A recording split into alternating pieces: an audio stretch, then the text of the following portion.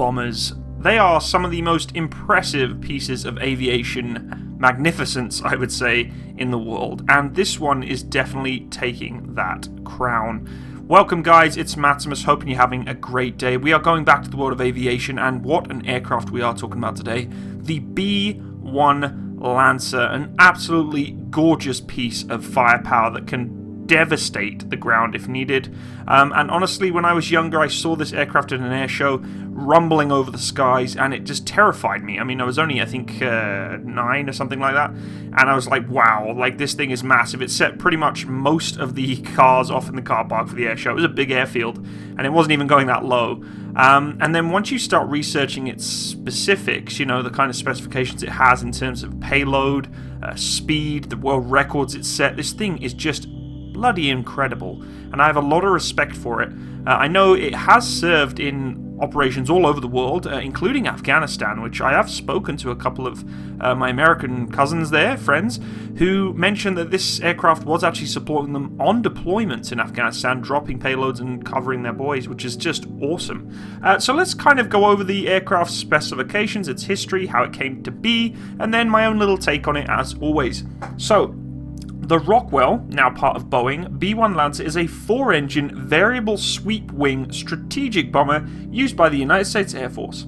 It was first envisioned in the 1960s as a supersonic bomber with sufficient range and payload to replace the Boeing B-52 Stratofortress, which was developed primarily into a low-level penetrator with long-range and supersonic speed capability, and my goodness does this thing have some serious speed capabilities.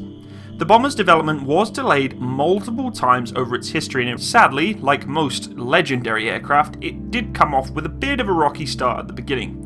This was due to a number of different reasons. First and foremost, strategic commanders back in the day were more reliant upon strategic missiles and missile packages than they were relying on bombers. They thought that ground-based launched missiles would be a lot more effective than getting these huge bombers in the air for both nuclear deterrent and long-range strike missile packages, which would basically knock out any kind of land-based target if necessary. The B-1A version was the initial bomber that was created, and it was developed in the early 1970s, but its production was cancelled and only 4 prototypes were built.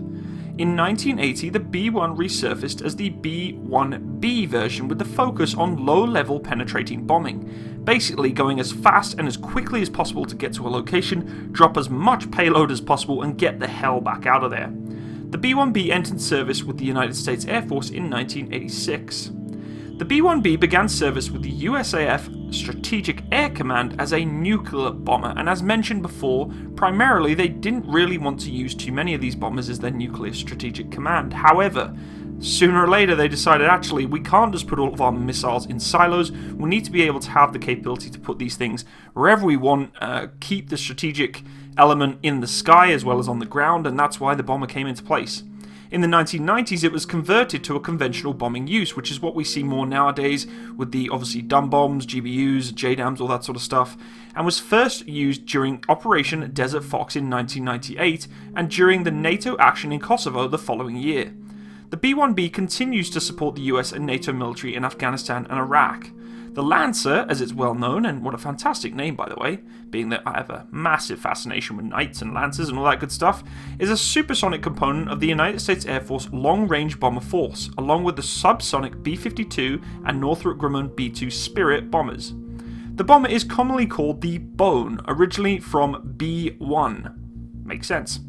With the retirement of the General Dynamics Grumman EF-111A Raven in 1998 and the Grumman F-14 Tomcat in 2006, the B-1B is the US military's only active variable sweep-wing aircraft in service.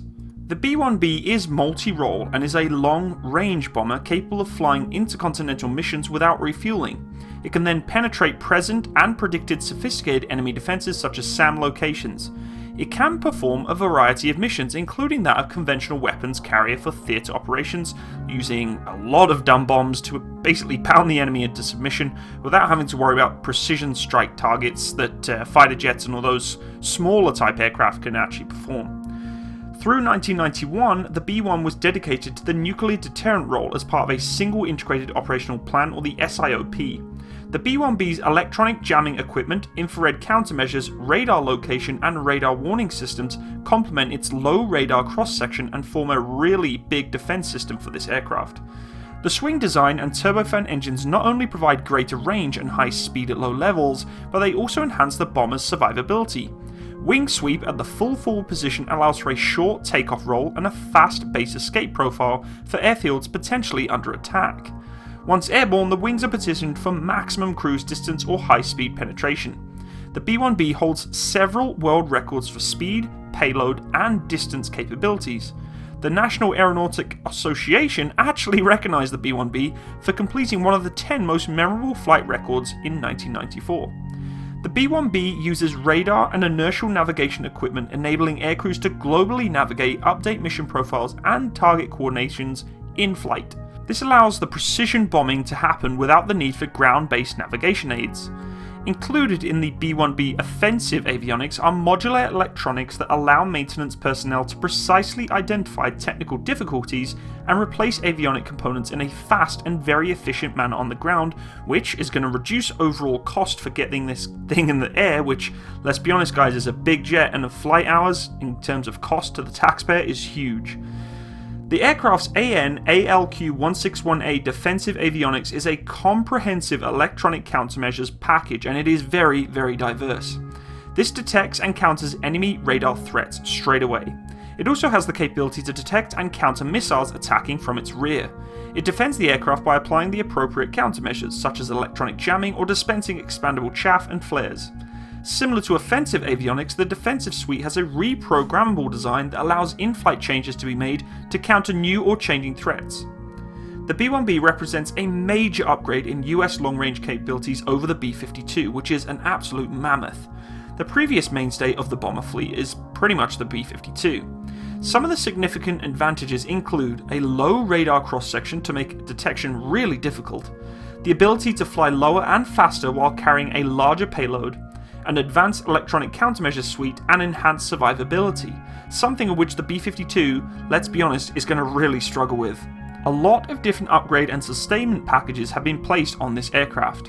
A large portion of these modifications are designed to increase the combat capability, and they are known as Conventional Mission Upgrade Program. In FY93, the Air Force initiated the CMUP, or F11193, to improve the B-1's conventional warfighting capabilities. The $2.7 billion project was intended to convert the B-1B from a primarily nuclear weapons carrier to a conventional weapons carrier, which is why we see in Afghanistan kicking butt back in the day. The capability is pretty much delivered in blocks to attain the hardware modifications with the particular software upgrades that need to match it. The initial convention capability was optimized for the delivery of the Mark 82 non-precision 500-pound gravity bombs. Current capability, the Block Cs also provide delivery of up to 30 cluster bomb units per sortie for enhanced conventional capability against advancing armor packages, which, let's be honest, coming back into the, world of conflict going on in European areas, that's definitely a very, very important feature to have. There's also the upgrade that consists of a bomb module giving it the original configuration of 28 500-pound bombs per unit to 10 1,000-pound cluster bombs per bomb rack. The modifications to apply a total of 50 refitted bomb racks, enough to equip half of the B-1B fleet. The Block E upgrades and D upgrades basically gave it an ALE-50 repeated decoy system and a better avionics computer. Block F improves the aircraft's electronic countermeasures, situational awareness, and jamming capabilities in the FY02 package. This absolute beauty of an aircraft is powered by 4 General Electric F101GE102 turbofan engines with afterburners, which basically makes this thing a fighter jet capability on a gigantic bomber. Yes, this thing can actually push afterburners on and give it enough thrust to get so low and so fast that it'll actually swoop straight under potential, air defense networks and just punch through to drop off that firepower. And honestly, that is incredible, knowing that this aircraft can really punch out that speed, put those afterburners on, and get where it needs to be, and out of that area as well, which is really important being a bomber, as quickly as possible. Overall, this aircraft weighs around 477,000 pounds or 214,650 kilograms on maximum takeoff weight. The length of its wingspan is 137 feet or 41.8 meters, so it is big, guys. I mean, it really is, and that's them with extended forward, so that's with the wings fully deployed, and it can basically climb up to around 30,000 feet or 9,000 meters. It has a crew of 4, aircraft commander, pilot, offensive systems officer, and defensive systems officer.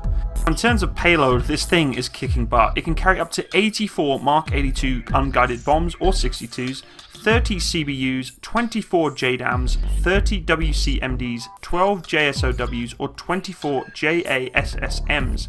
Now, these dates are incorrect. Obviously, the aircraft have been fully upgraded now, and the strike package that this thing can carry is just insane. In terms of capability, the B1 is kicking butt for payload. It really is, compared to the B2, which I guess is really a stealth bomber, so it's not primarily designed to carry massive payloads. But for the P-52, my goodness, does this aircraft take every single tick in the box for payload. It has a lot of area and room for bombs on this thing. So what do I think of this aircraft? Well, honestly, I really like it. It has the capabilities that is required for today's strategic bombers, and I love the fact the United States Air Force and the US government has decided to re-roll the aircraft from a strategic bomber, i.e. nuclear deterrent, to a more practical and usable bomber for today's standards as a huge payload dropping bomb buster. I mean, this thing is loaded to the nines with munitions to be able to drop onto targets, and I have a huge respect for it, for the fact that a number of my friends who have said to me that they've had these things covering them and utilizing munitions in Afghanistan and such, they're doing the job that's required for today, and that's fantastic. There is also rumors that this aircraft is going to be retrofitted to be able to launch missiles and munitions against ships, which makes sense because at the end of the day, the technology that's coming out today for you know, ships that can actually defend itself against multiple missiles and tracked munitions onto the target. If you can get 3 or 4 of these things in the air and fill them full of these missiles, that's more than enough to overwhelm any kind of ship defenses that are trying to stop those munitions getting on target. Also, though, I think, to be honest, the fact that this aircraft has such a powerful power plant and being able to drop its munitions and get out of there very quickly is amazing, and something that I think is obviously missing of the B-52's doctrine and the way that they've designed it, which was never really its purpose.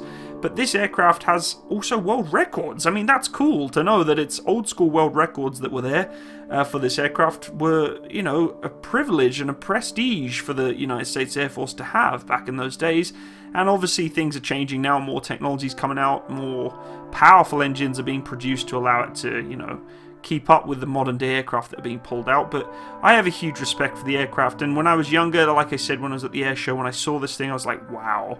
And now I've grown up and started doing research and looking into the aircraft, and once you start seeing the numbers on paper of what this thing can carry and the kind of munitions it can drop and the speed that it does it is just incredible. And I really think that the United States Air Force made a winner on this, and I know they had a bit of a rocky start developing it, but at the end of the day, if it came to a game changer and a winner at the end of the journey, then well done to them. Guys, if you enjoyed today's video, please leave me a like and a comment. If you want to support my channel, I'd love it if you go check out my Patreon account. It would really mean a lot to me. If you want to be notified of any upcoming videos that I'm doing, please feel free to hit the little bell button by the subscribe button, and the next time I make a video, I should pop up and you'll be able to be notified of any upcoming military content. And I will try my best not to flood you guys with notifications that I've just uploaded a video, but it is what it is. Thanks again for watching, guys. I hope you have a wonderful day, and bye-bye.